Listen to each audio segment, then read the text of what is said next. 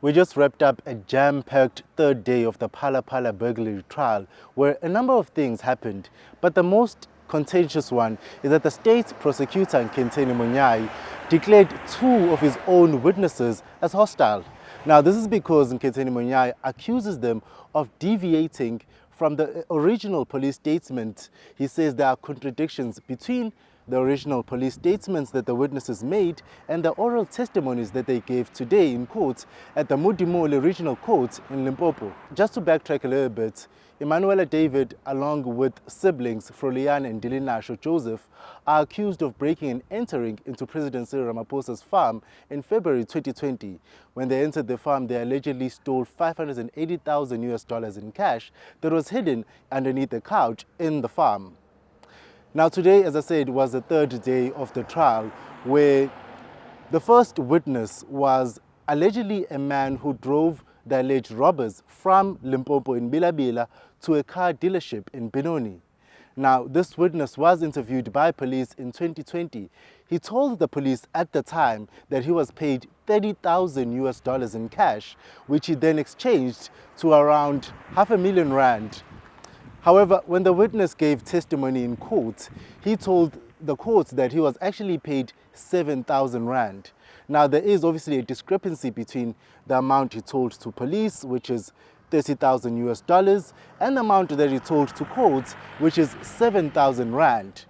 As a result, the state's prosecutor, Nkenteni Munyai, invoked Section 189 of the Criminal Procedure Act. Now, this section deals with witnesses who are uncooperative. Now, in this application, the state's prosecutor wanted the court to declare the driver as a recalcitrant witness and then sanction him. The sanction could either be a fine or direct imprisonment.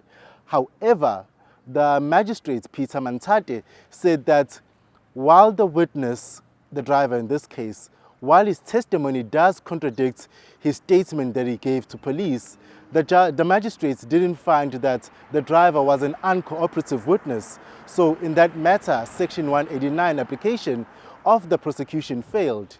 What then happened is that the state's prosecutor then declared the driver a hostile witness, in that now he was able to actually cross-examine and actually ask leading questions to his own witness.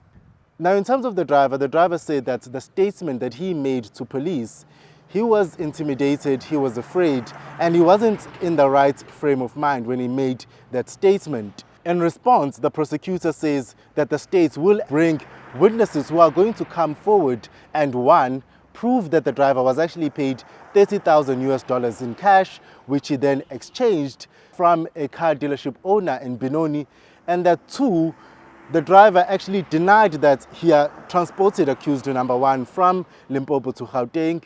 The state is saying that they are going to bring forward a witness who's going to prove that. Now, the second witness that we had today was an old friend of the three accused persons, which are Emanuela David, Dilinasho, and Froliana Joseph.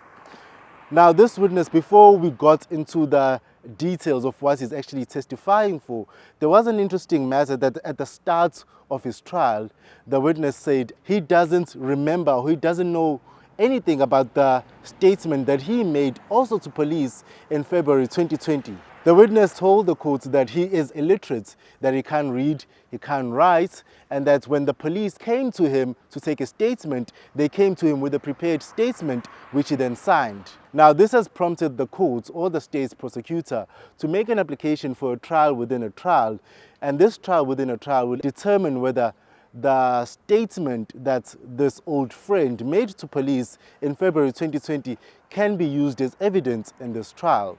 For the state's prosecutor's application for a trial within a trial, a decision is expected to be made tomorrow, while the trial will actually resume in earnest on the 3rd of October, on Friday, where new witnesses will be brought to the stand. Thabiso Koba, Eyewitness News, at the Mudimole Regional Court in Limpopo.